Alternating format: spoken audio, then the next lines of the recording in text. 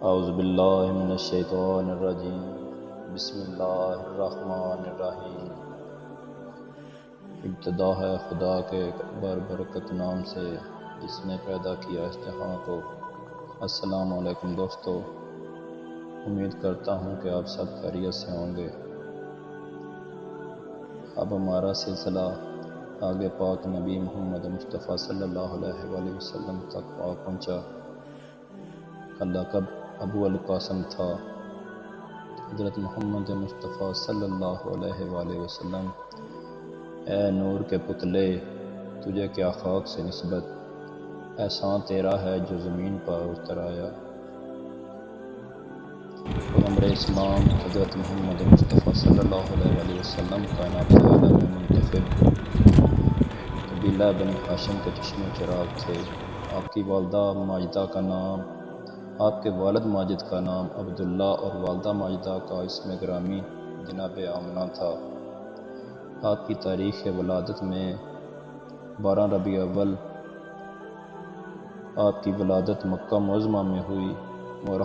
مورخین کا کہنا ہے کہ آپ پیدا ہوتے ہی دونوں ہاتھ زمین پر ٹیک کر تکبیر کہی اور حمد خدا بجا لائے۔ شیخ محمد سبان کا بیان ہے کہ آپ مختون اور ناف بریدہ پیدا ہوئے اور پیدائش کے وقت ایک ایسا نور آپ سے ظاہر ہوا کہ ساری دنیا روشن ہو گئی۔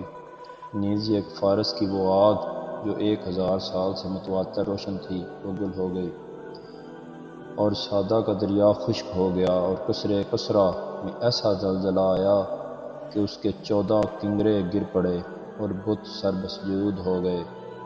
آپ کو آپ کی والدہ اور 2 معزز خاندان کی عورتوں صوبیہ اور حلیمہ سعدیہ نے دودھ پلایا۔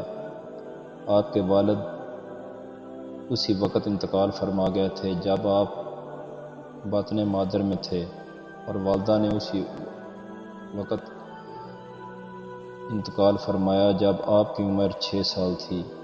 مورخین کا کہنا ہے کہ جناب آمنہ حضرت کو لے کر جناب عبداللہ کی قبر کی زیارت کے لیے مدینہ تشریف لے گئیں، اور 1 ماہ کے بعد جب واپس آئیں تو بمقام ابواہ جو مکہ سے 23 میل دور واقع ہے انتقال فرما گئیں اور وہیں دفن ہوئیں۔ جب آپ کی عمر 8 سال کی ہوئی تو آپ کے دادا عبدالمطلب نے بھی انتقال فرمایا۔ عبدالمطلب کے انتقال کے بعد سے فرائض تربیت جناب حضرت ابو طالب اور ان کی بیوی فاطمہ بنت اسد نے اپنے ذمہ لیے، اور اس شان سے تربیت کی کہ دنیا نے آپ کی ہمدردی اور خلوص کا لوہا مان لیا۔ میدان تجارت میں پہلا قدم: جب آپ کی عمر 9 سال کی ہوئی تو آپ ابو طالب کے ساتھ پہلے پہل بارواہ شام نکلے۔ بصرے سے 6 میل اس طرف جب آپ قریہ کفر میں پہنچے اور بحیرہ رحب میں اترے تو ایک عیسائی راہب نے کہا کہ ہماری مذہبی کتابوں میں یہ نقشہ بتایا گیا ہے کہ اس کی روح سے یہ شخص سید المرسلین ہوگا۔ اے ابو طالب، اسے یہودیوں کے شر سے بچانا۔ مورخین کا کہنا ہے کہ یہ اتنا مبارک سفر تھا کہ ابو طالب کا سارا مال بصرہ میں ہی فروخت ہو گیا اور شام جانے کی ضرورت نہ رہی۔ آپ کا حکمت عملی: آپ کے عہد نبوت سے پہلے قریش نے از سر نو تعمیر کعبہ کا فیصلہ کیا۔ تکمیل عمارت کے بعد جب حجر اسود کے نصب کا وقت آیا تو قریش میں سخت اختلافات پیدا ہوئے گئے۔ ہر قبیلہ اس شرف سے مشرف ہونا چاہتا تھا۔ بالآخر یہ طے پایا کہ کل صبح حرم میں جو سب سے پہلے داخل ہوگا اسی کو نصب حجر کا ثالث قرار دیا جائے گا۔ چنانچہ صبح ہوتے ہی حضرت داخل حرم ہوئے اور ثالث و حکم مقرر ہو گئے۔ آپ نے انتہائی حکمت عملی سے ایسا فیصلہ کیا کہ سب راضی و خوشنود ہو گئے۔ آپ نے فرمایا کہ ہر قبیلہ کا ایک سردار منتخب کیا جائے۔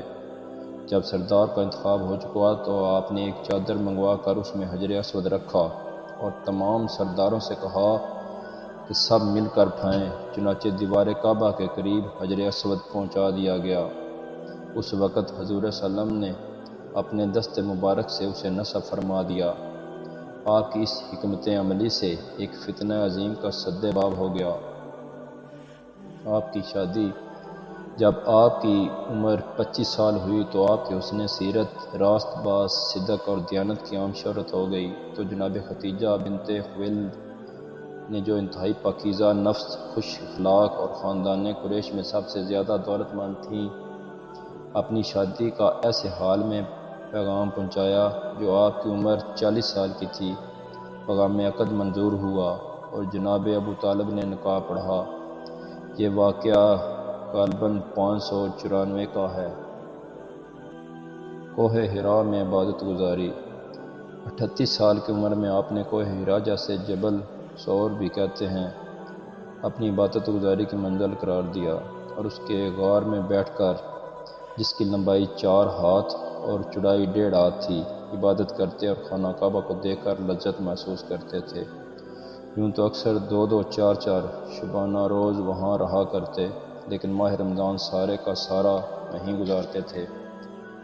آپ بعثت سے قبل عوام الناس کی طرف سے امین کا خطاب پا چکے تھے۔ 40 سال کی عمر میں خدا نے آپ کو مبعوث برسالت کیا۔